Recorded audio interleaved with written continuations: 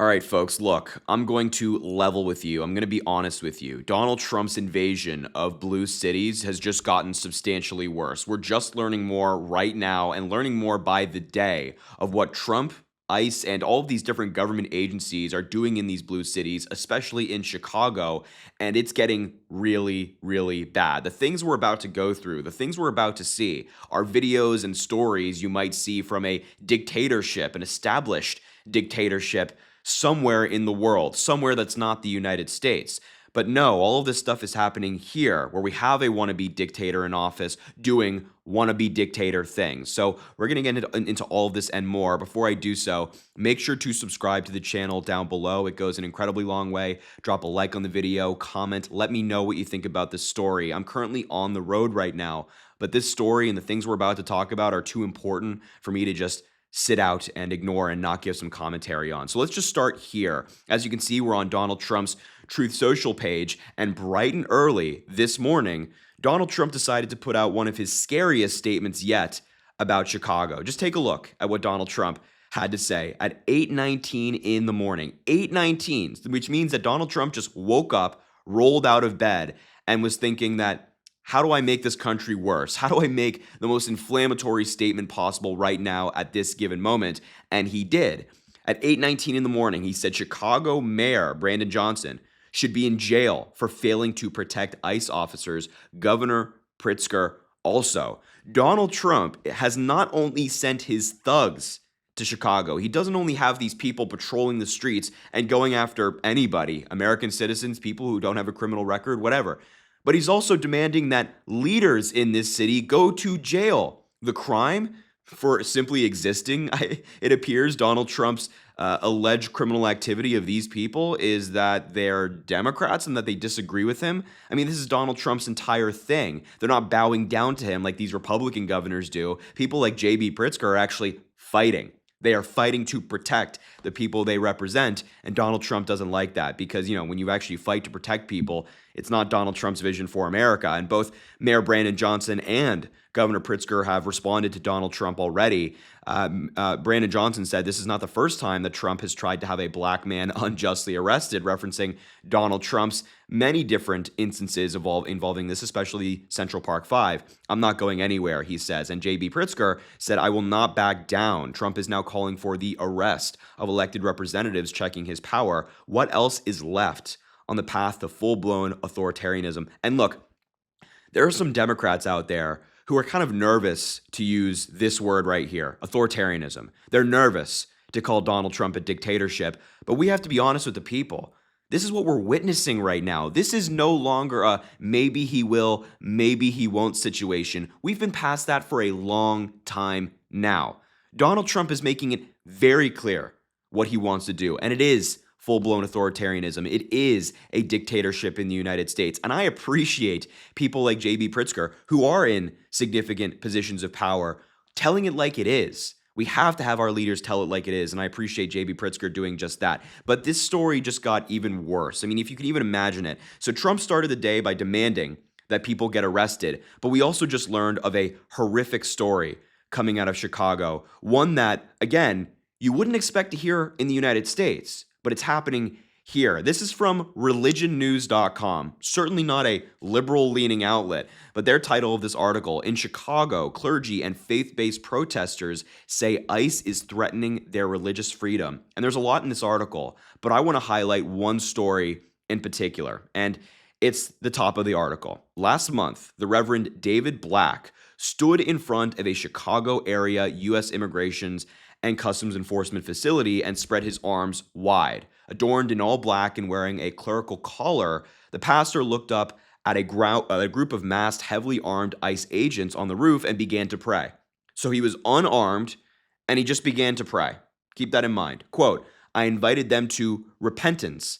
Black, a minister in the Presbyterian Church, said in an interview, I basically offered an altar call. I invited them to come and receive that salvation and be part of the kingdom that is coming. But when Black began to lower his arms a few seconds later, the agents responded to his spiritual plea by firing pepper balls, rubber bullets, or chemical agents that cause eye irritation and respiratory distress. video footage shows. One struck Black in the head, exploding into a puff of white pepper smoke and forcing him to his knees. Fellow demonstrators rushed to his aid, and the pastor rubbed his face in pain. The agents continued to fire. We could hear them laughing, says the priest. A priest getting shot for praying. This is so typical dictator. It's almost comical. Like if you were trying to write a movie on how a dictatorship rose in a country like the United States, this would be one of the crucial stories that faith-based leaders, I'm not even a man of faith, but faith-based leaders getting shot for offering a prayer for the people standing in front of them, protesters getting tracked down by this administration, the leaders being thrown in jail. I mean, we're here. We have to be aware. We are here right now. It's happening right in front of our eyes. And I wish I could say that this was all. This would be bad enough. It's not all, because we got some new footage out of Chicago today. And the caption here, I think, is appropriate from Molly Ploufkins on X or Twitter, getting chased down for being brown in Chicago. And just watch this video. This is a video of ICE thugs, Donald Trump's personal army, just chasing down these two men. And there's so much wrong with this video that we're going to go over in just a moment. You'll see for yourself. But look at this. We've seen videos like this all over the country. It's especially happening in Chicago. They drive up on the sidewalk in a red minivan, hop out, and start chasing guys. And there's a camera crew. Look at this guy right here, a camera crew. They're treating it like it's reality TV. It's so heartbreaking. It's so dystopia. I mean, it's just so gross. It's so gross. This is what Trump's ICE is doing. These guys are just standing here. They gave no context. They just park on the sidewalk in minivans and they hop out with a camera crew and chase these men down into a store. And there's no justification given. The Trump administration has not even responded to this video. It's just out there, and they're walking around with camera crews filming this. You know, I've said in a video recently on TikTok, one of the main goals of dictators throughout history is to dehumanize their opposition, make their opposition seem less than them, kind of subhuman. And videos like this and conduct like this, that's the exact intent. They're trying to dehumanize these people. And then when they have a camera crew to do it, especially so, they want to document their dehumanization. Do they not understand that documenting evidence of this is probably not going to go well if and when a Democratic president gets into office? I think that Democratic president, God willing, we have elections and Donald Trump doesn't try to get rid of those too, will have something to say about that. Absolutely insane. Here's just another image from Chicago I wanted to show you, where the Texas National Guard arrived. These are all from Texas. U.S. Army with big rifles pulling up to an American state who doesn't want them there, but violating the sovereignty of another state. And I want to move quickly from Chicago before we wrap up here, which is on the other side of the country, on the East Coast. Move over.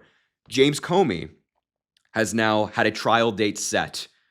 So while the president of the United States is sending his thugs into Chicago, demanding that elected leaders get thrown in jail, Trump is also actually trying to throw other people who he doesn't like in jail. And this James Comey trial is going forward. He pled not guilty. Obviously, the charges are very weak. The evidence is very weak. But I just, I can't believe that this is the reality we live in. And I'm so happy that so many of you at home are so passionate and care so much, and you support people like myself and others who try to bring this news to you. And I know that you're fighting, and you're fighting every single day. And we're really in it together. And I hope you know that. It's so shocking. It's so terrible. It's so terrifying as well. But remember that this is not a fight of just you or just me. It's all of us. So look, I appreciate you being here. Thank you so much for watching. I just had to bring you all of this news and more. Make sure to subscribe to the channel down below, as I said. Drop a like on the video, comment, let me know what you think about this story. And please, please, as President Biden would say, keep the faith.